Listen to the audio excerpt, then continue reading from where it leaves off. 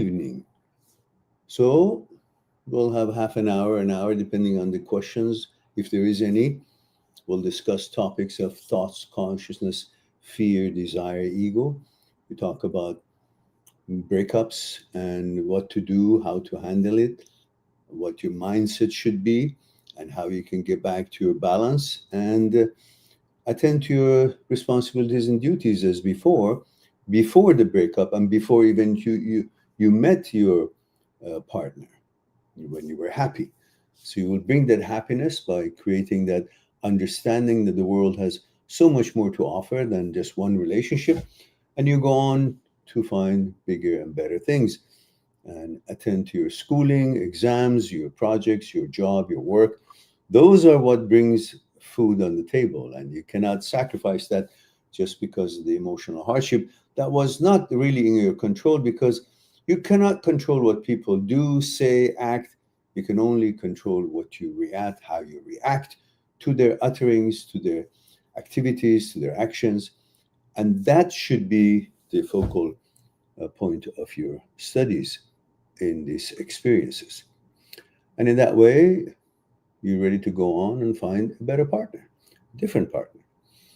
And you can also talk about OCD subsets, intrusive thoughts, and HOCD, which we have about 3,000 videos on the channel on YouTube, which is called The One Point. THE, the next word ONE, one, next word POINT, the one point.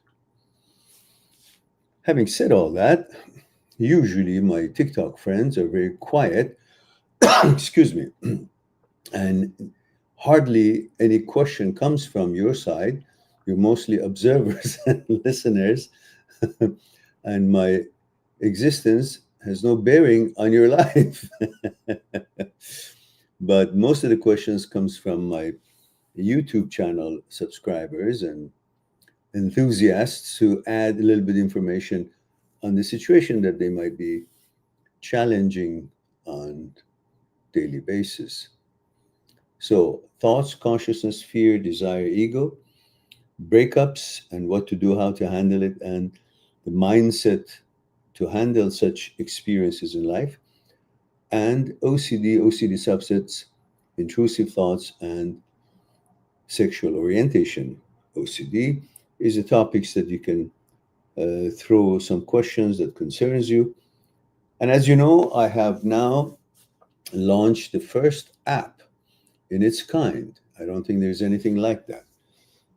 On Google, and hopefully within the next few weeks or a month, we'll have the OCD app as well, approved on Google, and then we'll proceed to upload them both on iPhone, on Apple, the Apple Play, and hopefully that'll help many thousands of people around the world. Because I understand, while I have many clients that go on my site, mindthatseekstruth.com, mindthatseekstruth.com, and make an appointment regarding these topics, and we discuss live, one-on-one, on any of these venues, Skype, which no longer exists, Teams or WhatsApp or Zoom, and we discuss what's concerning them one-on-one on that apparatus, so to speak. However, the app allows it to be much more economical for people who cannot afford the 90 minutes discussion, which has its own price, and sometimes is hefty for some people around the world, depending on what country they are using the site. So the app is very simple and very comprehensive. So you open the app and you see there are a bunch of chapters, 1, 2, 3, 4, 5, and later on would be maybe 10, 20, 30 chapters. Each chapter has 20 questions. You're welcome to open every chapter free of charge. There's no charge at that time. And you will read the questions that are in the chapters. You cannot answer the questions yes or no because you haven't purchased that particular chapter. But you find which chapter addresses your concerns better than the other chapters pertaining you and your situation. Then you decide to buy that chapter. And then you can answer the questions on that chapter, the questions that pertains your situation. And according to the number of yeses that the system receives from you, meaning you want to know more about that particular question, then the system will organize and bring and provide for you that many topics of discussions that I've already pre-recorded regarding those questions. It could be maybe a worth of 2, 3, 4 hours of consultation based on the questions that you've answered. And if you wanted a different chapter because that was good for you, but a few days later then you go and find another chapter that pertains to your questions and you purchase that. So it's 24/7 available to you. You don't have to go on my site, make an appointment, and pay double the money, and at the same time wait a few days for the time difference that we have where you are, where I am, to arrange a discussion or a chat. In this way, it's immediate, ready for you, and you can use it as you please. So I hope we can reach more people, help more people in a more timely fashion and more economical. So that's the story of the apps, and hopefully OCD apps, HOCD apps will also be live within a month, and then of course the Apple Play. Now, let's see if we have any questions whatsoever. We have Shams. And do me a favor, guys. I would be grateful if TikTok friends would, for once, adhere to this matter. So let me know your gender, age, and which country you're tuning in. That helps me to know how far we're reaching, what the age group, how I can appropriately address you when I want to answer your questions. And that would be wonderful if you could do that. All my YouTube subscribers always do that because they've been here many times. We've had thousands of live streams in the past 15 years, and hopefully we can have the same tradition with you guys. Now, let me see. Firdos is here. Hello, Firdos. Firdos, you sound familiar. Have you been here before? You might be, if I'm not mistaken, from Iran, yeah? But usually it's difficult for Iran to reach TikTok. I've had clients from on my YouTube channel, but not from TikTok to enjoy our live stream. Anyhow, let's see who else. There are many people that I can see, but no questions. Sometimes I miss the questions because they're so small prints here and I can't see which is a question, which is just a joined announcement, like so-and-so joined. Like, what? Born Boss joined. Sherry joined. But there are no questions. Anyhow, hello to everyone, and I'm trying to, one by one, find if there is any questions, so I won't be neglecting my TikTok friends. Well, I don't find any questions. And let's see if we have any questions on YouTube. And we are simultaneously live streaming on YouTube and at the same time on TikTok. So whoever comes up with a question will address that. And if we don't have any questions, well, might as well go make some tea and watch some movie and do some research. And then that would be more productive time spent. Hans is here. Nicole is here. Thank you for that. And none of you have yet to tell me your age, gender, and where you're tuning in from. So thank you for listening to my request, obviously. Mm-hmm. All right. Well, it's Saturday night. I don't think any of you had expected that we'll have a live stream, and the ones who noticed the live stream, they're probably doing something, and I don't blame you. I'll hang around for a few minutes. If there's no questions, we'll just call it a night, and I go about doing something else, and you guys enjoy your evening, and we'll, the next time, hopefully, we'll cross paths.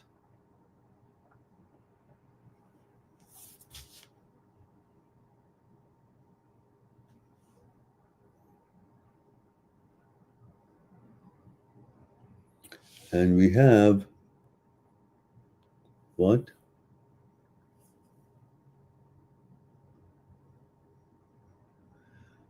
I don't know. It says, hi sir, hello. It's what? Gains or gain Pradeep? I don't understand. I can't read that what your call letter is anyhow. Screen name. It says how to overcome OCD. Listen, that's a general question that takes me 20 hours to let you know.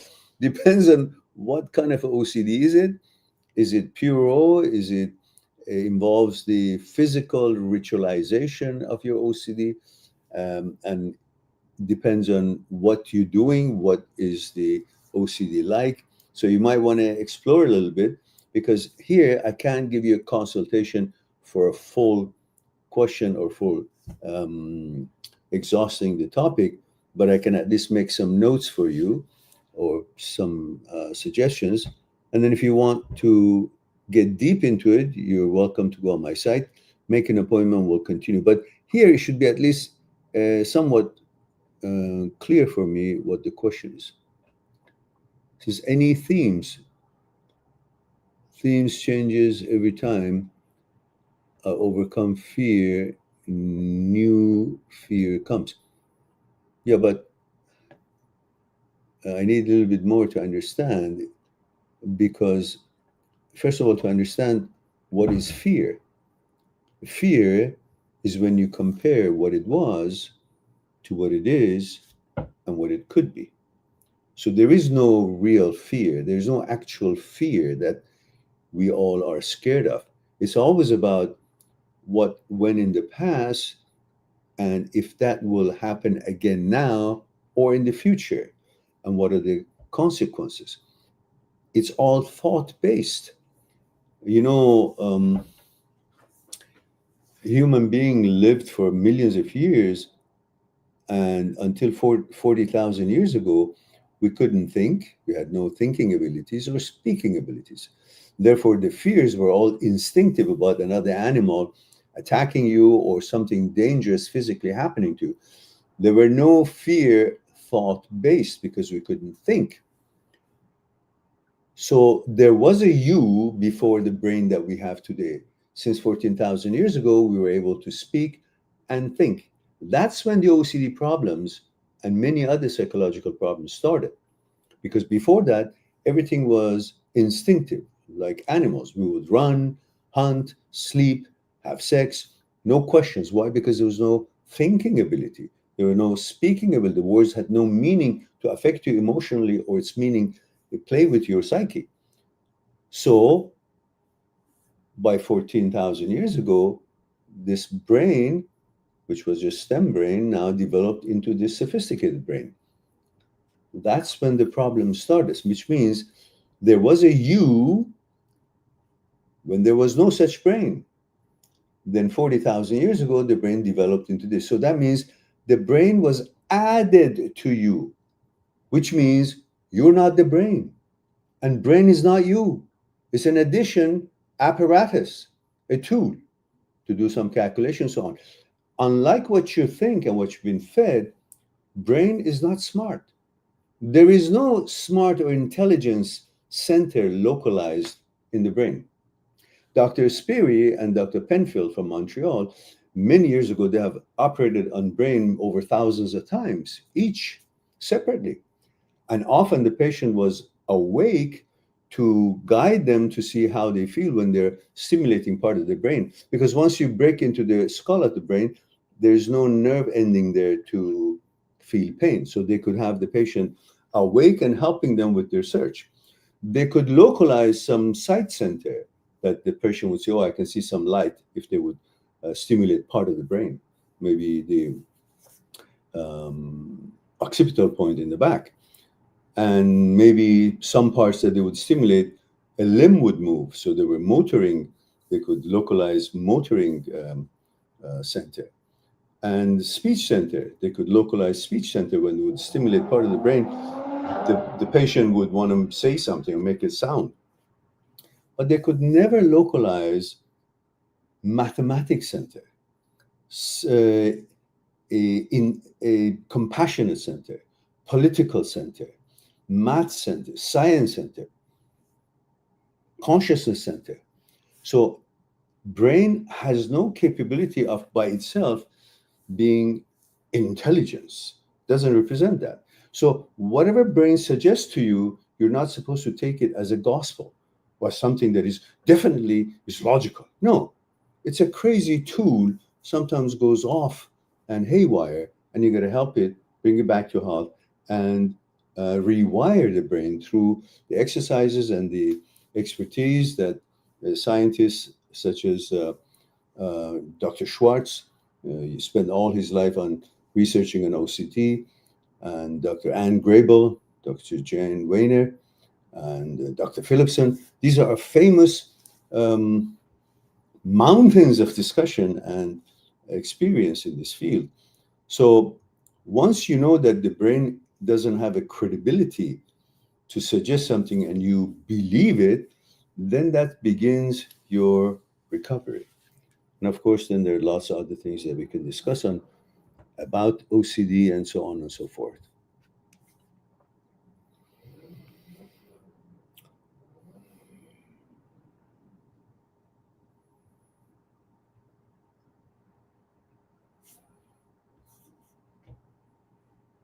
All right.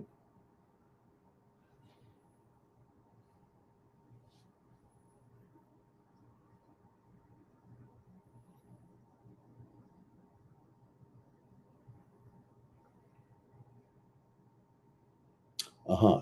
KKDK, finally, we have a question on TikTok and says, can you experience HOCD at any age? Yes, definitely. Absolutely. So, no worries about that. It's because it's not about you or your genetics or your inclination. It's about the emotional signals that the amygdala gives you or the brain gives you, which doesn't exist. It's a glitch in the brain. You see, in the midbrain basal ganglia, there's a place called striatum. Among other things, there are three centers there, which directly affects the OCD behavior, obsession, compulsion, and the reward center is the second center, and then habit center. And as intrusive thoughts, HOCD, OCD, what have you, is active in the OCD brain, is mainly because there's a lever in the striatum called caudate nucleus. When caudate nucleus malfunctions, its job is to, when something is not in line with your values, it shuts up and you go on.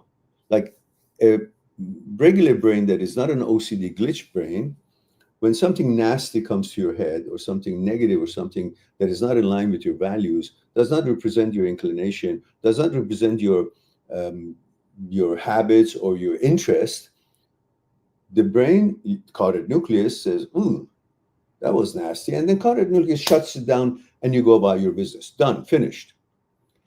But in OCD brains, caudate nucleus is malfunctioning. So it doesn't do the job, doesn't change gear, it doesn't close that gap or that entry for the thoughts to present themselves and linger. Because when caudate nucleus doesn't do its job, the thought that has been the narrative that has been created, prefrontal cortex has given it narrative for the signal that came, and it gave a signal having to do with your sexuality. And because caudate nucleus is not shutting it down, it hovers. And because it hovers and doesn't dissipate, you question, oh, it must mean something. No, it doesn't. It's not working. So you got to help it to rewire and help the caudate nucleus automatically do its job. Until that, you got to do it manually. It's like you have an automatic car, and its job of the automatic gear shift, a gearbox, is to change gear at the right time. So it's supposed to sound like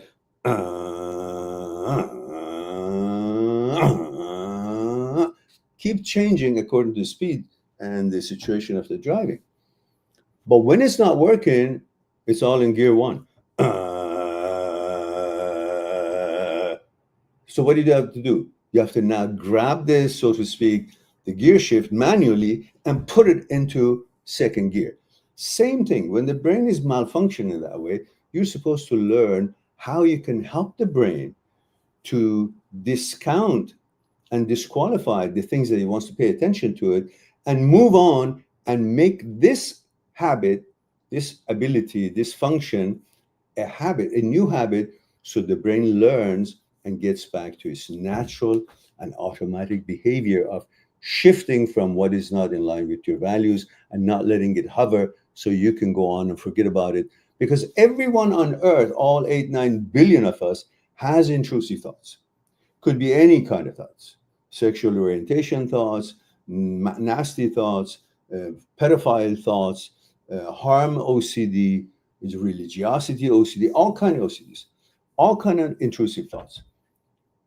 But the cortex nucleus changes it and they go about their business. So in this way, when it's not working, you got to help it and rewire it so you can go on and enjoy your life, and you become stronger because now you know what it is and you don't freak out anymore. That's pretty good by itself.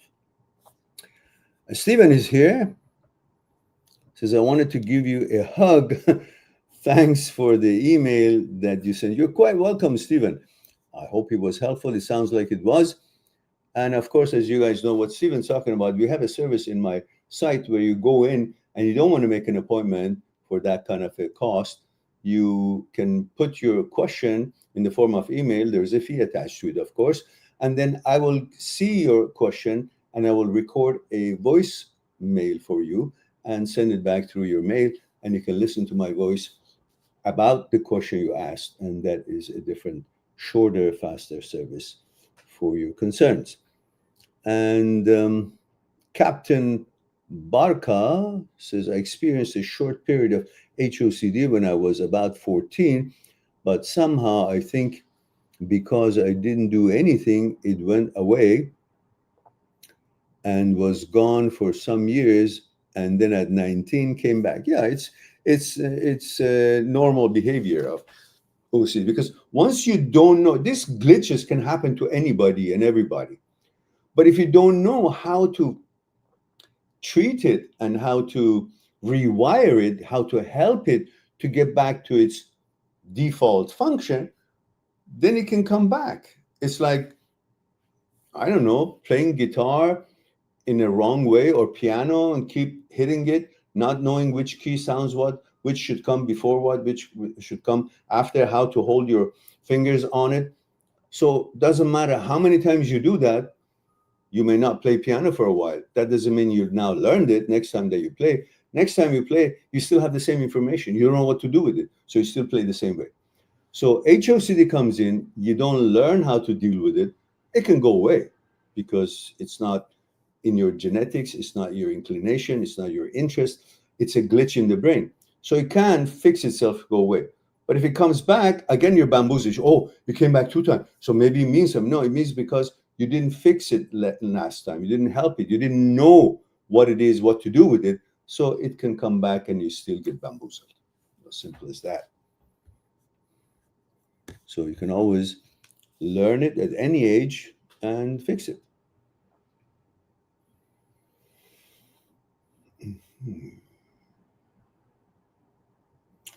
And let's see if we have any more.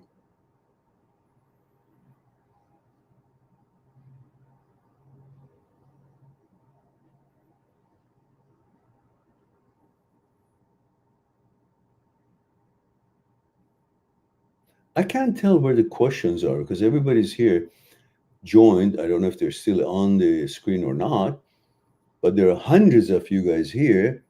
Whether you stayed on the screen or on the channel or not, I don't know. But I have to go through them to find the actual question. That's a little challenging. At least in YouTube, the question parts are separately shown and you can clearly see what it is. And Captain Barca says, thank you, boss. I swear you're a man with great knowledge and great heart. Thank you very much. I appreciate it. I can't disagree with you because I do have quite knowledge because I spend a lot on this topic. Actually, in a form of it, I had all kind of OCD all my life since childhood. The HOCD hit me at age 63. But because I was old school, it didn't bother me in the way of, oh, am I homosexual? It just was annoying because that was not familiar to me, wasn't my choice. It was clear to me who I am, what I am. That wasn't my question or concern, as it is many younger people today when HOCD hits them. But for me, it was just how can I get this annoying thoughts 24/7 out of my head? So I had to research and learn what is the mechanism and components of the brain involved in this. And it took me a while to put it all together. And with the knowledge about thoughts, consciousness, fear, desire, ego, which was my other study for years, to figure out based on Mr. Jiddu Krishnamurti's research, which psychologists and quantum physics professors would gather around him and ask their questions from him while he had discovered all what he knew to help them and help the humanity in that way about our psyche on his own inwardly, not by reading somebody else's book. But he was very famous in the world. He died a number of years ago. So using all that, which that by itself took me years to understand, because it was a heavy topic. And so by combining that understanding of how thoughts work and so on and so forth, and many other studies and research, and about scholars that have experienced and talked about HOCD and sexual orientation OCD and OCD in general, like Dr. Schwartz and many other experts in the field. So 15 years later, I'm able to actually see where and how these things can be woven together to make sense and apply to the persons who's got questions and help them to rewire their brain using the experts' techniques and discussions that I've researched and learned. And now, as you all heard me, we have an app that is in regards to breakups, emotional hardships, and how to be able to move on to bigger and better things and handle the dilemma of the breakup and after breakups and get your balance back and move on with what you need to accomplish in your studies, exams, and projects and work and so on. So the app is now live on Google, and it's much more economical, a lot more information depending on how many questions you answer, and there are many chapters. Each chapter has 20 questions. You're welcome to see all the questions before you pay. Once you choose a chapter that pertains, its questions pertains your situation, you will buy that chapter, and the chapter allows you to answer the questions based on all the yeses that you give. The system will give you all the recordings on the topics that I've talked about pertaining to that question, and you will get the information you're looking for. Now, OCD and HOCD app is also coming up. Within a month, we are working on it to have it comply with the Google's regulations. And once that's up, then we'll also upload them on Apple Play.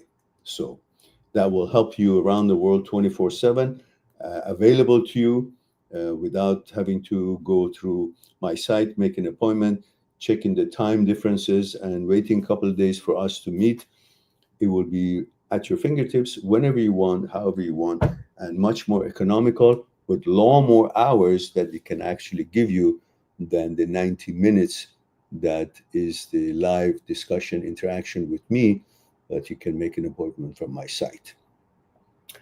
And gain, again, which I can't read the rest of it, I don't know what it means. It says OCD is giving me thoughts about if thoughts causes manifestation. What if I manifest wrong things in my life? Thoughts don't cause your manifestation.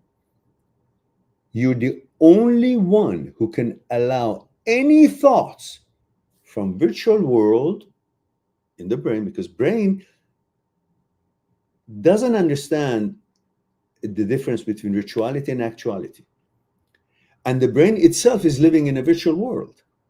So what it conjures up, the brain thinks it's actuality because itself is in virtual world, and to it, the brain is real.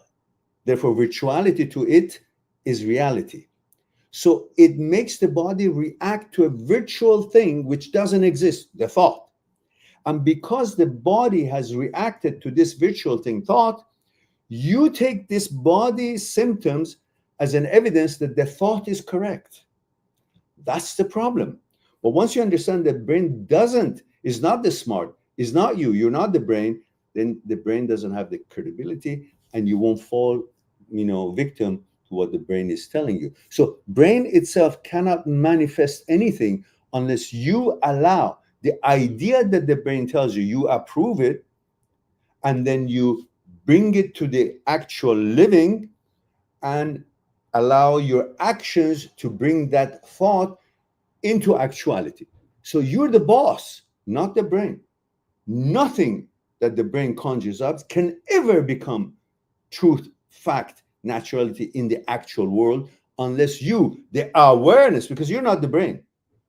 You're the awareness. You're above the brain. You're what judges what the brain is saying and doing. And you decide, you choose or veto what the brain does. So you're the boss. Your awareness, if it approves and allows, then you can take that idea, that thoughts, and for example, brain says, oh, you want to have tea. Tea doesn't come in front of me. I got to approve it. Oh, tea is not a bad idea. So I get up physically. I'm the apparatus. I command. I might say, no, I don't want to have tea. Fuck off. That's the end of it. The brain is not going to say, well, I'm going to get it. Well, you can't. I am the boss. I own you. You're riding on me. Unless I say, nothing the brain can do. Brain can just talk. Blah, blah, blah, blah, blah. You want tea? You don't want tea? You want to wear these shoes? You don't. Only I can go and make the tea. So you're the boss. Don't fall for the bullshit of the brain. That's what I have to say about that. Don't get me going. And Alexander Ored is here. Hello there. It says, hi, Meron. How are you? Thank you very much.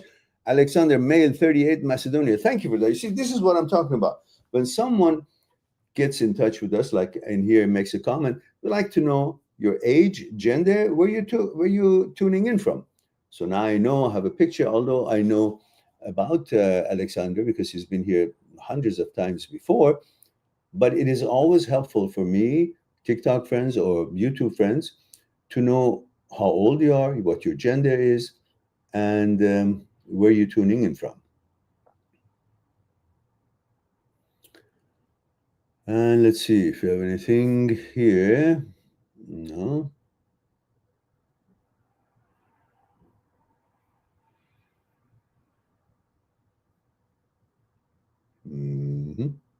I don't see a question. If you guys have a question, please rewrite it because I can't really see it on TikTok what is real, what is not. Okay. Alexander says, how to deal with brain anxiety signal. I do mental safety for this to prevent fear. And again, I fuel OCD to feel better. How to manage this false alarm and fear. I don't quite understand your question. I do and I don't. So I don't want to take you to a different tangent. If you will, explain to me with patience, what is it that you're talking about? How to deal with brain anxiety signal? Well, every signal that comes to you, that doesn't mean it's a genuinely correct signal. Overactive amygdala gives you signals that may not even exist. That's actually what happens with such OCD and OCD subsets, such as HOCD. The amygdala is overactive, wants to protect you, sends you emotional danger signal that doesn't exist. And you run with that because the signal has come, but there's no narrative to it. It's an emotional danger signal. Prefrontal cortex says, well, there's no narrative. I got to give it a narrative because it's obviously a dangerous signal. It's giving him there's a danger. So what's most dangerous to this person? Is sexuality. So makes a narrative about it, and suddenly it has the emotional danger signal, signifying there's something dangerous is happening and needs clarification or to be solved. And it's about your sexuality. But there is really no awareness that is causing that. It's a glitch, and it's trying to protect you, the brain, and causes this havoc when we are overactively enjoying the activities of the amygdala. Then, of course, we go in midbrain basal ganglia, the striatum, and how it affects the obsession causes the compulsion. And every time you do the compulsion for the obsession, the reward center, second center in striatum, gives you dopamine. And dopamine is addictive. And after a while, you're no longer doing the compulsion because of the obsession. You're also doing it to get the dopamine because it makes you feel good. You know, it tells you your hands are dirty, which is not, but that's your OCD. You wash it, the compulsion, you say, is when the dopamine has been secreted. Now, after a couple of hundred times doing this, no longer you're doing it for the obsession. You're doing the compulsion to get the dopamine because you're addicted to it. And every time you did that, the third circle, which is the reward, which is the habit center, is also stimulated. So after, I don't know, 500 times, 1,000 times you do it, no longer you're doing the compulsion for the obsession. You're not washing your hand because you thought it's dirty. You're doing, and you're no longer doing it to get the reward, the dopamine. You're doing it because it's your habit, because you can't even realize what you're doing. It's not embedded. You automatically do it. Professor Anne Grable from MIT researched the fact that cluster of movements, cluster of actions to the brain is only one action. And Dr. Schwartz explains this research of Dr. Anne Grable. Says, for example, if you ask someone who just went into a store and paid for a cigarette package, and opened the cigarette package and put his cell phone away and tore up the package, took one out, put it on his lips, and then flicked the lighter 2 inches away from his face, which is abnormal. We're supposed to stay away from fire. But when this person does that, pays for it, and comes out of the store, if you ask him, sir, are you aware that you did all these things? You went in there, bought this, paid for it, opened it, put fire. He says, no, I only know I'm smoking. Cluster of actions to the brain represents one action. So that's why when it becomes a habit, you don't even know what you're doing. You're just doing it because that's in your program. That's when it becomes more difficult to get rid of the OCD. Then you got to now attribute it or connect it to your health. What happens to your health if you continuously allow this habit to continue? And then that could help you to, get rid of, rewire your brain. So using the 4 steps of Dr. Schwartz is very important to start it as early as you can, because it would be easier to rewire the brain and get the caudate nucleus back into its activities, normal activities, default setting, and everything else fall into place as a new training for the caudate nucleus to behave as it was designed to, which means intrusive thoughts and such signals comes, it doesn't pay attention. It recognizes it, but it goes on without allowing it to hover and make meanings that they're meaningless to you. All right.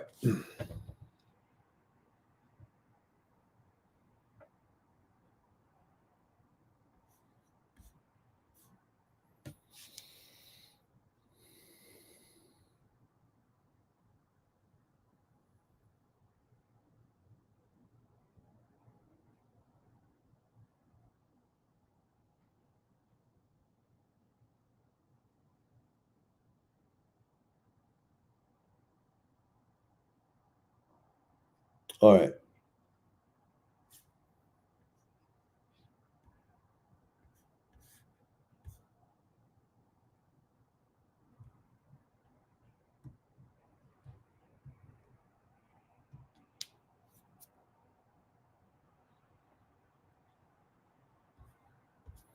That Yashvi from India, 38, the thoughts that are intrusive thoughts that show up, it's got nothing to do with you.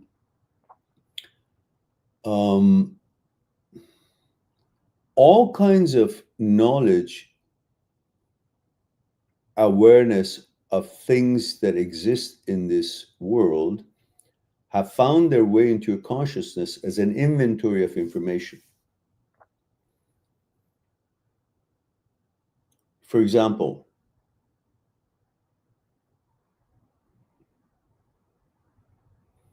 through mediums, newspaper, television, cinemas, behavior of the people out there, news, discussions about different sexuality, different products, different activities, different food, all that information has found its way into your consciousness.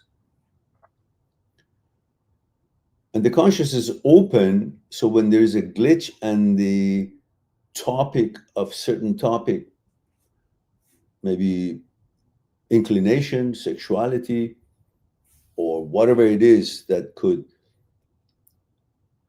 connect into that topic, comes up, the brain search engine goes to find that. While it's going to find that, it passes all kind of millions of other information.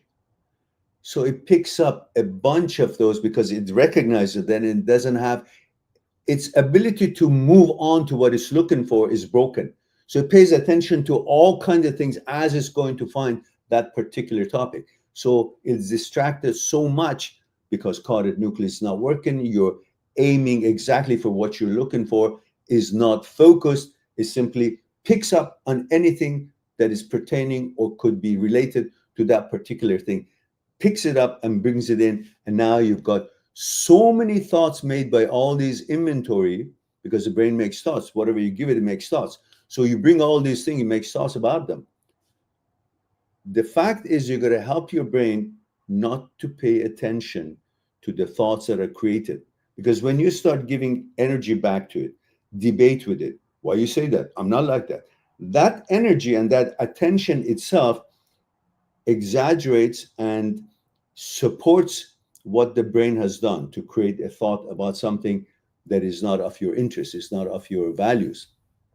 But when you pay attention to it and debate with it, or even you want to reject it or fight with it, you get angry about it. Why do you say?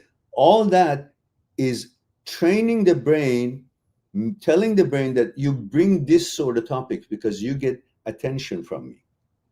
So the key for these things is, as Dr. Schwartz explains, recognize it. Name it, recognize it, call it for what it is. And that's when you refocus to something.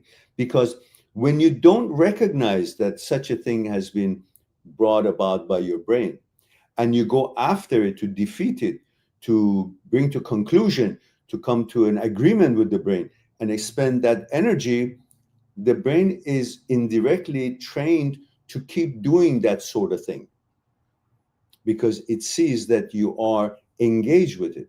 But when you recognize it and say, oh, that's a thought about this, interesting, and you reframe it.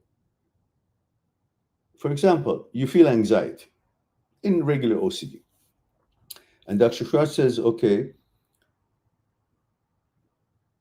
you describe that anxiety, that feeling that you have. So you say, I'm feeling anxiety right now. So you just recognize the feeling that came to you, that it was incognito, didn't have a name, didn't have a label. So you label it. That's called relabeling. So you relabel the information or the feeling, the emotion, the thought that showed up and brings an emotion with it. So you say, I'm feeling anxiety right now. Then you relabel it. Then now you reframe it. You say, is there something wrong? Or I'm feeling something wrong. It's two different things. I could be feeling itchy, but nothing is bitten me. Is there something wrong? Is there some snake or some kind of a bug here? Or I'm feeling itchy. It's simplified. Maybe not a great analogy, but you get the drift. So is there something wrong? Or I'm feeling something wrong? Then you say, well, I'm feeling something. There's nothing wrong here. There could be something wrong, but it's not what the brain is suggesting. So you separate it. Once you clearly separate it and recognize, identify that this is a signal, malfunction signal coming to you, and it's telling you something that it's not of interest to you, then you quickly switch attention. It's called refocus. So instead of paying attention to what this is and debating it and questioning it, now that you have recognized it, called it for this, named it, labeled it, reframed it, asked question about it, nanosecondly it's all done. Now you refocus from this to something simple, such as drinking tea, such as listening to music, or looking at the sky and the scenery, or taking a walk, or talking to a friend. Something very simple that takes your focus to something that is, in fact, is actual. It's not in virtual world, is actual in the actual world, and your efforts bring you into the present moment. It is the effort of doing something that brings you into the present moment, because the brain doesn't understand the difference between virtuality and actuality. So the brain could be actually in the memory, but doesn't know the difference between here and the memory. So by doing an effort, which happens only in the present moment, you're actually helping the brain to let go the memory, come here, you bring presence of moment to yourself, to your brain. And then the brain is now taken out of the consciousness, which is the memory, and has come to something that it doesn't have that kind of a relationship as a memory. It's happening right now. It's actuality. So you have refocused from this garbage that is trying to take your attention to something that is actually needs your effort. So therefore you're out of that glitch. You bring yourself out of that focus. And then the brain sees all that and revalues the message that came to you at the beginning, which was that anxiety feeling. And after a while you're doing this, these whole three steps and the fourth step, the revalue, happens just like that without you actually thinking about it. You see some kind of intrusive thoughts, you recognize that intrusive thought, you reframe it, and then you refocus it, and you go on. It works for all kind of OCD. And that's one of the studies of Dr. Schwartz, who mastered this for 30 years, spent his life on that sort of a topic. So I hope that answers at least some of your question.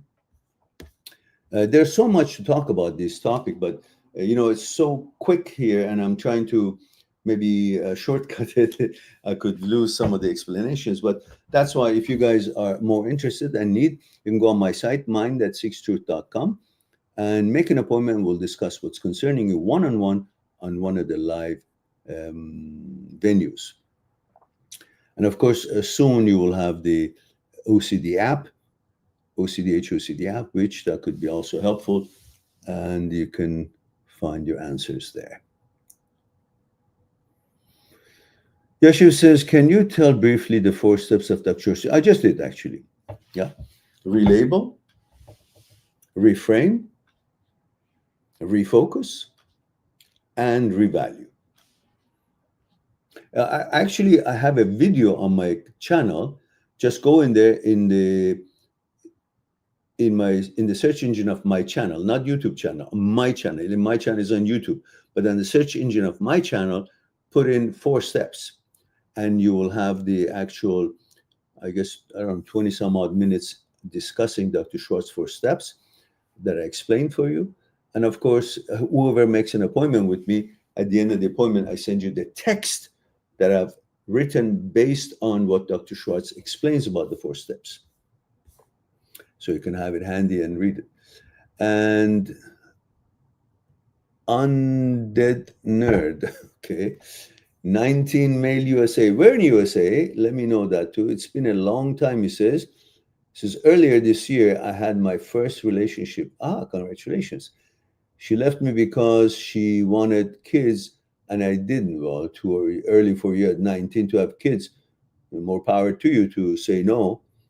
And these sort of relationships is just out of place, too early. Why would you want to get married at age 19? It's ludicrous. So congratulations that you get out of that. And I didn't, and something else I didn't feel comfortable saying. Okay. I know she's not coming back, but I just want your view, if possible. My view is that you did right. He says, I haven't had anyone since her, Is that why last month I've been desiring to want her back? Absolutely. You haven't replaced the vacuum. It's no different than every night you have yogurt for years or for 2 months every night, and then one night you don't have yogurt. Well, you don't desire yogurt because if you don't have it, you're going to die. You want it because of your habit. And there's no other thing that you're eating instead of the yogurt. Simple as that, Yogurt example is over exaggeration of it, or simplifying of it, but that's exactly what it is. Sexuality, and especially in any age, being with a woman is a very important thing. We men love it. We thrive on it. We live for it. We adore women. We appreciate them. We protect them. We love them. We worship them. So the feeling that intimacy gives us is huge, especially when we're so young, age 19. When you haven't replaced that feeling with another relationship, when the time is right after your breakup, there's a vacuum, but your desire for intimacy and romance and companionship is still there, but there's nothing to fulfill it. So what the brain does, the brain has recognized that, look, okay, let me start from here.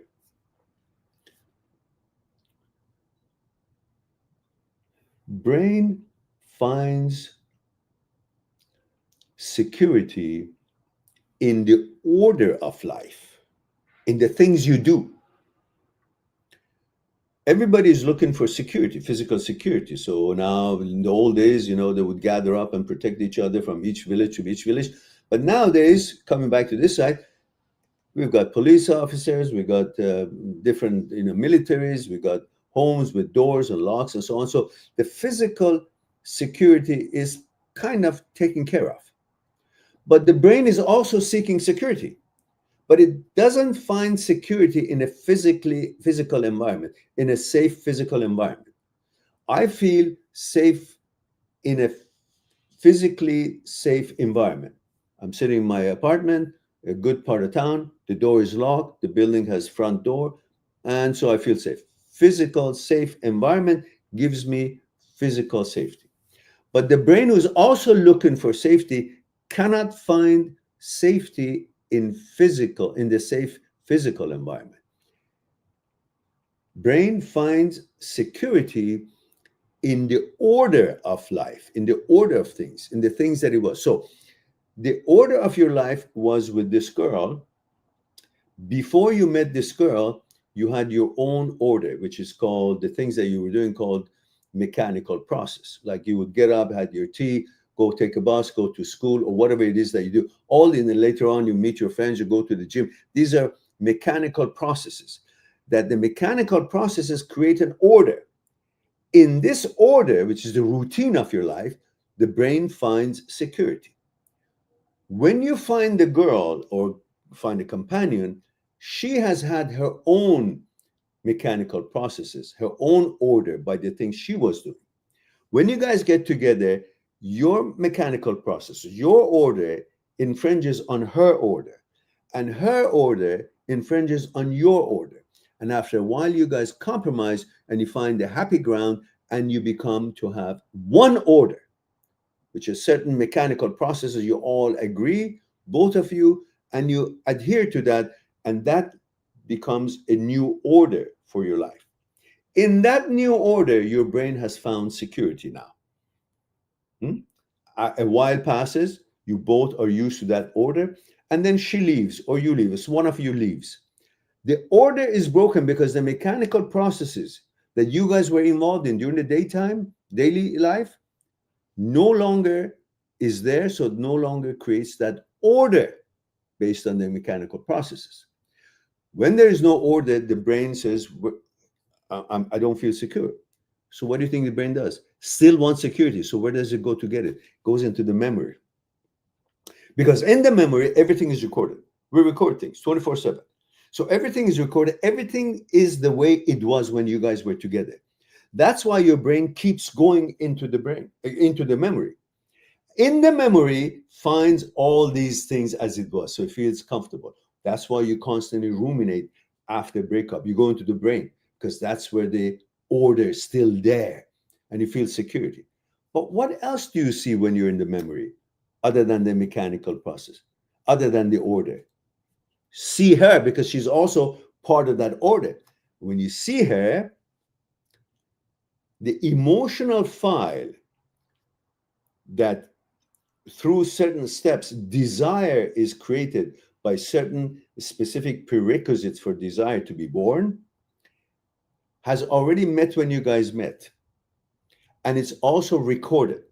So when you see her in the memory to find security, the desire file, which its prerequisites already met, its file also opens. And you think, the brain thinks, oh, all the prerequisites for me desiring something is met.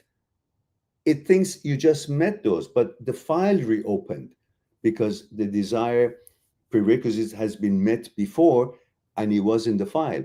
You in the memory, you see her, the desire file opens, all the prerequisites are done. Now you desire her again because the brain thinks it's a new thing. It's a new meeting, all the prerequisites are new, fresh. So it has to act on it. So you desire. Now, how desire blooms, it's another story for another time because that has its own. If you go on my YouTube channel and you put desire, it'll tell you what are the steps it takes before desire comes in. So in this way, the brain is looking for security. It goes into the brain, it goes to the memory, finds the girl in there as well as part of the whole memory, and this emotional file, desire file opens up, and the brain acts as if it desires the girls again. And that's why you crave her. So the key is to find new mechanical processes, new friends, new things to do, new activities, new projects. In these new mechanical processes, you create a new routine, a new order, and the brain finds security in this new order that you build after your breakup. No longer needs to go into the memory to see here, have the emotional file open, desire file open, and desiring her. Then you move on with bigger and better things. Now, if anybody tells you, does Mehran in his live stream give you teasers of the answer to the question, say bullshit. Mehran spends as much time as possible, as quickly as possible, and goes through the whole exercise of answering your question so you won't be in the limbo. So, however, after that, if you still need to talk to me, go on my site and make an appointment, and we'll discuss one-on-one what's concerning you.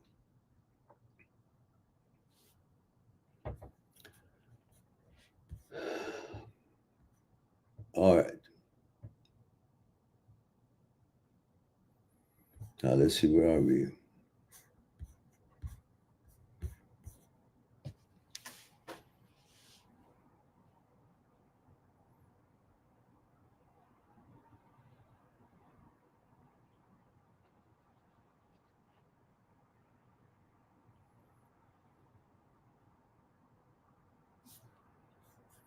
Yeah, the girls who are so brutal and can quickly pull out, they usually love bomb you at the beginning if you have a good situation or they are interested, but they're always looking for something else, a more longer duration of security. They're also looking for security. And naturally, they have their own plans. Not everybody, but mostly they do. That's the nature of a woman seeking security, as we all do. So, a woman who can easily cut with you, she does that when she knows you're really infatuated, you're really enjoying the relationship, but she can't get what she wants, so she cuts it. And the ones who can do that cut brutally, without compassion, they're very psychopathic, and that means they've already had many relationships or other relationships, and they're looking for a certain destination, not an experience.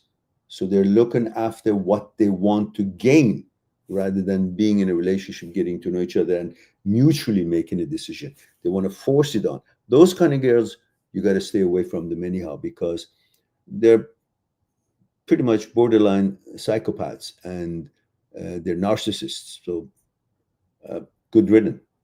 If someone doesn't want to be reasonable to understand, 19-year-old man, you want to engage him in some kind of a marriage and have children, all that, well, you're securing your life, not really giving a damn about a 19-year-old. 19-year-old man has no business getting married. And if I find you do that, I'll get my ugly stick and I'll come to India. Where are you? Where are you located?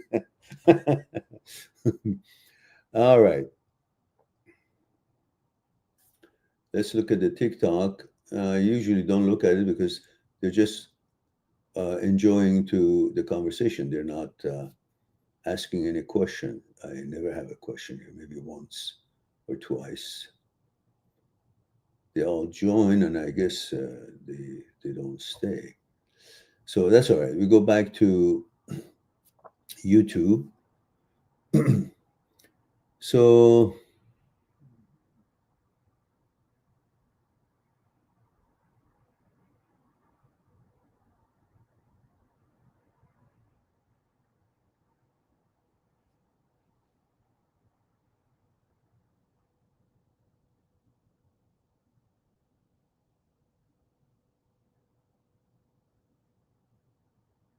no, it's not that it is a different kind of OCD, Muhammad. That is because the brain always wants to get ready to protect you. So it plays the chess. It constantly goes to the end of that possibility, even if you're having fun and you have a good time, but suddenly your brain goes into a negative and ruins that moment of good time because it conjures up possibility of something really bad happening in that moment of everything being wonderful. Because the brain wants to survive, wants to protect you, and it tries to go ahead and imagine what could go wrong to be prepared for it. That's the problem. You don't want to be prepared for something that you don't know if it's going to happen. The time and space that you conjure up, the brain conjures up, suggests that that thing could happen, hasn't even come yet. So, what is it that you want to find remedy for something that might happen in the future, but the future that this thing supposed to happen in it is not even here yet? So, what are you solving?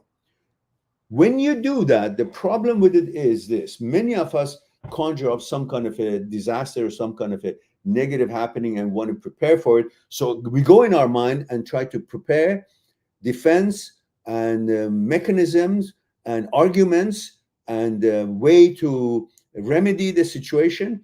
And we do that. And we come to a certain kind of a satisfaction because of these thought process regarding this possible disaster that could happen in the future. But the problem with it is this: when you imagine something needs to be done physically, for example, if you need to nail this hammer, hammer this nail into this joint of the 2x4 in the room because it has come apart. Well, you get a nail and you get a hammer and you nail it, and they go together, and there's a physical expression and physical evidence that this concern has been met, has been taken care of. If you next time you wake up and say, oh, I got to fix the wall, and you look at it, oh, I've already fixed it because there's a nail into it and it's holding. So there's a physical evidence for you not to redo something in the actual world because there is an evidence that it's been done. There's a physical evidence. But when you do these calculations about something in the future and you feel threatened and you want to be prepared for it, so you go and fix up something, conjure up something, and come up with all that defense and things, and you fix it and you satisfy, you go on, but there is no physical evidence that you've already taken care of it. So next time that the same topic comes to your mind, you don't have any evidence that I've already taken care of that. So your brain wants to go and redo the thing. So for virtual things, don't solve it until it happens in actual time so you can make actions, physical actions, and actually go through the exercise and fix that concern. Otherwise, you don't have an evidence that this has been taken care of because there was no such thing was happening. It was in the virtual world. So you will keep redoing this every time that such thought comes to your mind. That's a never ending solution making. That's why you wait. If such a suggestion comes to your mind that such a threat might happen, it's okay. I'll deal with it if it happens. I'm not going to go solve something that it hasn't happened yet. It's an idea. And the time that this idea might be happening is not even here yet. It's supposed to be somewhere in future. So what am I fixing?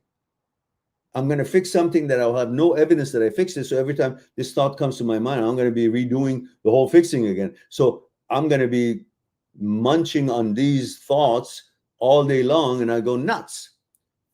So that's why it's important not to solve these mental riddles until they become an actuality at the time that in actual real life it's happening or it's threatening you, and then you take whatever apparatus you got to take, so legal ways or discussion ways or whatever it is.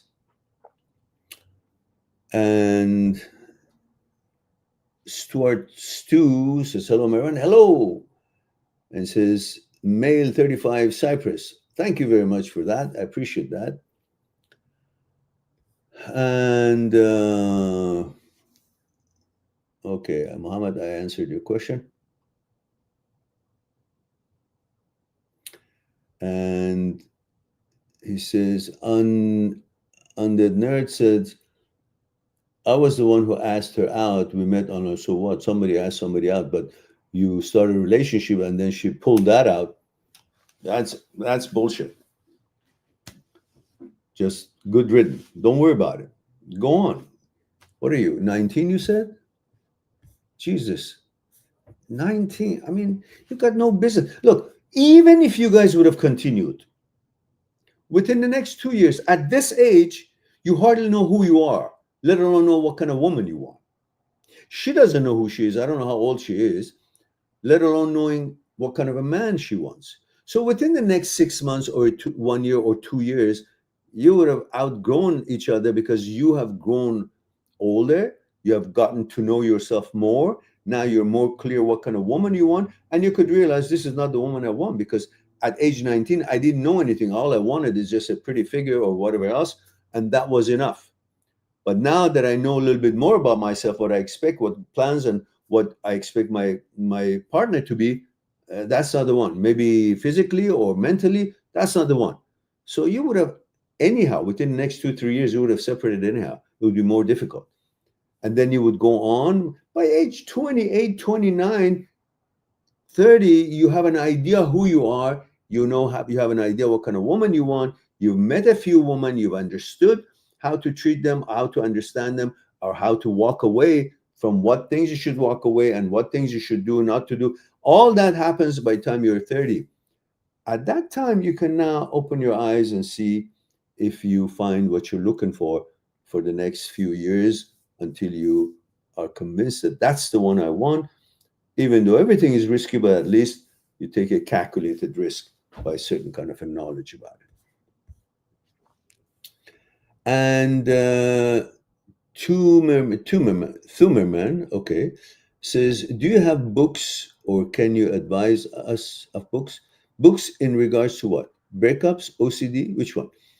Because I have written 4 books, and you can see 3 of them on my site, mind@seekstruth.com, and there's a sample chapters that you can click on and opens up, and you can see what it is, and read a sample chapter.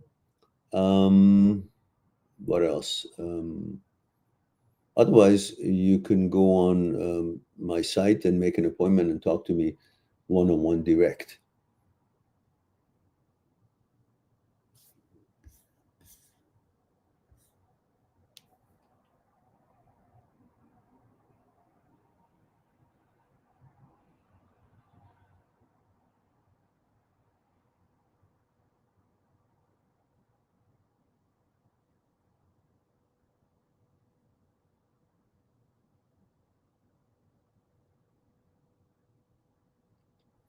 Yeah, Muhammad, same thing. Same thing. Doesn't matter. Whether the thought seems disastrous or not is still a thought that is a thought. It's not facts, and you need to treat it the same way. So the less attention you show it, the less the brain gets involved. Look, remember that phrase, practice makes perfect? It's really scientific.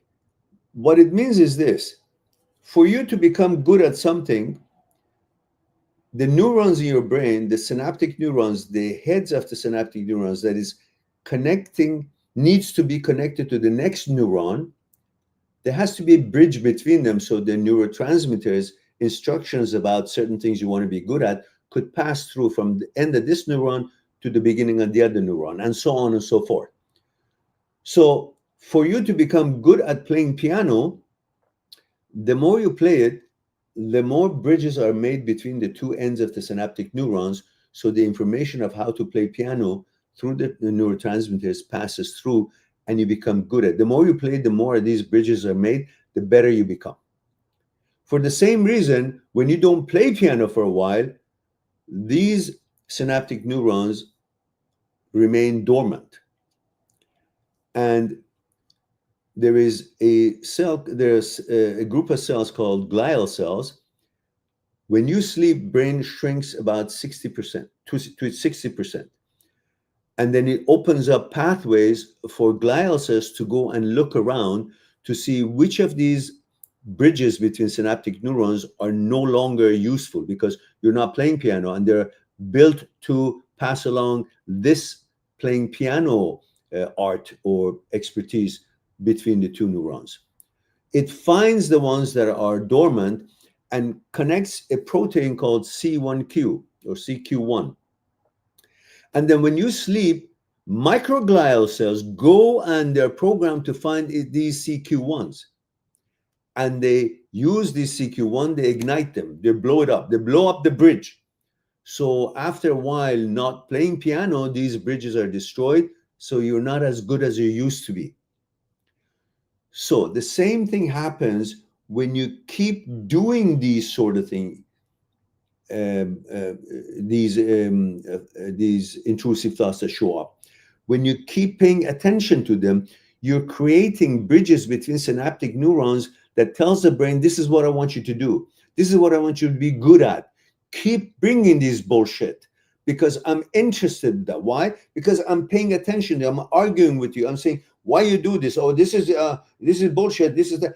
And that energy gives a signal to the brain because the brain doesn't understand what the fuck you're talking about. Brain says, oh, he's giving lots of energy. That means he's happy about me. He wants me to make, I am getting fuel from him when I do this shit. So he keeps doing it. So what you need to do, use the 4 steps of Dr. Schwartz, which actually terminates your connection with this garbage that it has suggested. Through the 4 steps, you relabel it, you redefine it, reframe it, and you refocus it. So suddenly you recognize it, you label it, you interpret it as what it is, you call it for what it is, and you cut this attention by focusing on something else. That is the same as not paying attention. So the brain learns, oh, what happened here? He's not playing piano. He's not encouraging me to make this shit up. So pretty soon, the synaptic neurons, bridges between the synaptic neurons are no longer serving to make the brain keep making these things. You become good at this bullshit.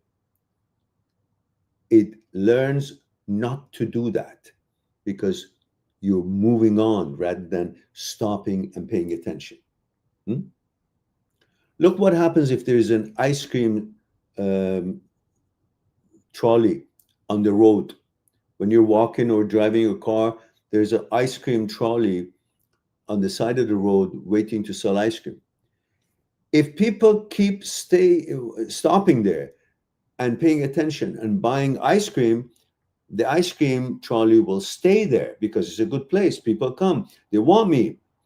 But if everybody passes by and don't buy from it, you pass by your car and you look at it, but don't buy for it. You look at it, oh, that's an ice cream trolley, but I don't want it. You go on. The ice cream guy, the ice cream trolley, gets the idea that people in this location are not interested for me to be here. So it moves on, it disappears. The same thing with his. The more you pay attention to this garbage that the brain makes, the more it gets the idea that you want it to be there. The more you use Dr. Schwartz's 4-step and you label it and reframe it and then refocus and move on, the less attention it gets, and the less attention interprets itself, translates to the brain that I can't get attention from this behavior. And the synaptic neurons are cut. It doesn't do. It's all about the habit. You don't want to tell the brain that I want your habit to be making this shit up. So whether it's OCD or HOCD, works the same way.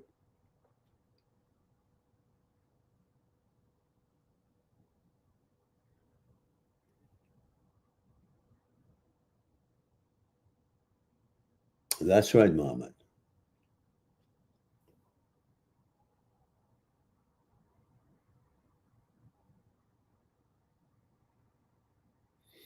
And Prito brought Barua. Oh, it's been a long time you've been here, Prita. It says, why is it so difficult to be in the present moment? How to be aware every second of life? I try every day and fail every time. Please provide a simple recipe to be mindful. All right.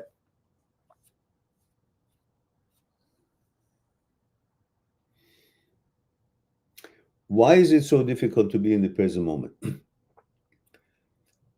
Because the brain doesn't understand the difference between virtual world and actual world. It cannot understand the difference between virtuality and actuality.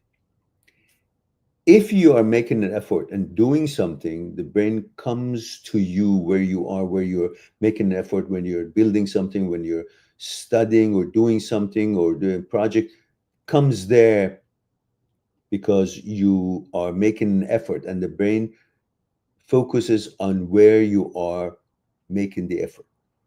But if you're not doing anything, brain wants to be considered as productive, and it wants security. It finds security in the field of the known. The field of the known is our consciousness, where everything is known there. So it goes into the memory, which is field of the known. In the memory, finds all kinds of things that it goes one moment here, one moment that topic, one moment last year, one moment to the accountant, one moment to the lawyer, one moment to the school, one moment to the job, one moment I need a bicycle, I need a car, I need money, I need a girlfriend.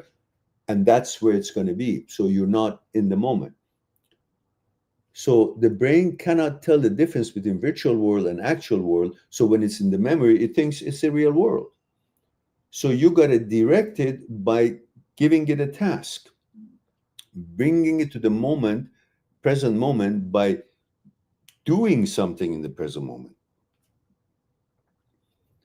Whether it's recognizing that this is the reality and having your eyes look at something and have your brain focus on that, or making some tea or reading some book with total attention on what you're reading and focusing on imagining and pictorials of what you're reading. So suddenly what you're reading becomes its virtual and actual world.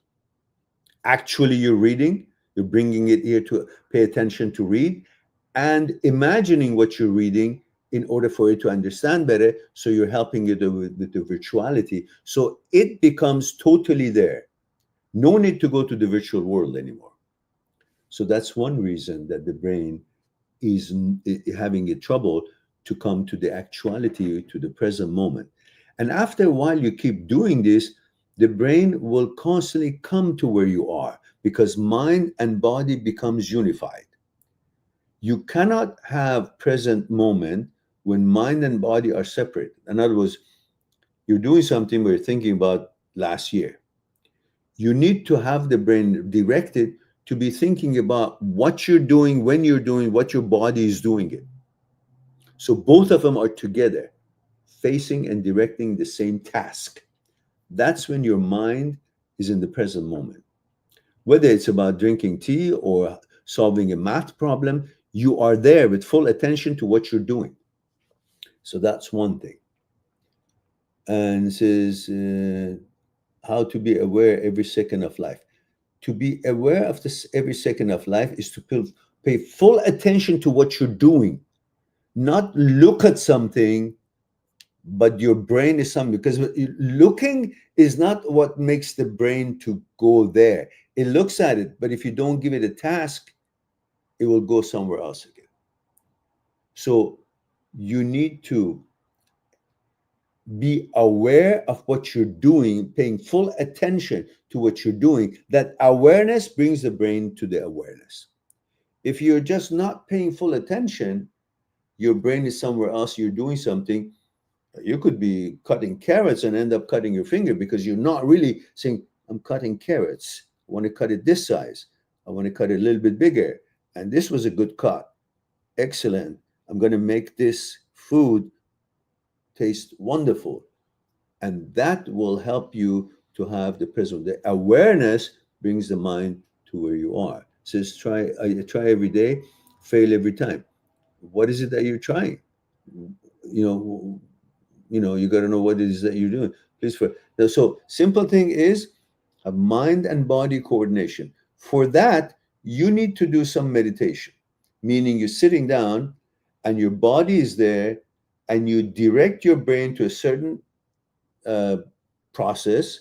You can go on my channel again, put meditate, and there's many kind of meditation and live description of it, or guided meditation that I've done. You can follow that. Short meditation, long meditation. So by sitting there and having, for example, simplest meditation is sit there and breathe normally, and the focus imagining on the air and seeing the air, the molecules of the air, the flow of the air that is going through your nostril. Just see it as you breathe in, and where it goes to your lung and then comes back up. Follow it when it comes back out and flows out. And when you breathe in, follow it with your mental images. So that's where your mind and body are now unified, coordinated. You have a presence of mind. At the same time, you're training your brain, your mind, to make this a default way of being. In other words, after a while meditating, practicing this, like anything else you practice, you become really good at, when you're walking around, you're focusing on where you're going, where you are, what you're seeing. Your brain is with you along with what you're doing, rather than your brain being your school and you're walking in the street. That's where the cards hit you, pretty much. I hope that helps you out a little bit, at least.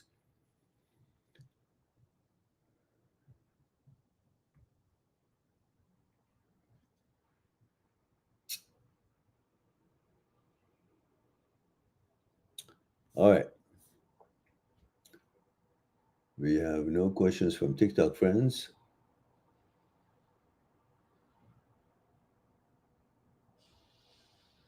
All right. All right, guys, it's been 1 hour and 36 minutes. I think we've answered all the questions that we could find, hopefully. And so that's the time. You guys heard about the apps. You guys heard about the possibility of going on my site, make an appointment if you want. And at the same time, you have enjoyed the live stream as I have. And thank you very much for being. So it's time for me to say thank you very much for being here, giving me the opportunity to share a thing or two with you. And I look forward to our next live stream. In the meantime, be good to yourself and to the others. I'll talk to you soon. Bye for now.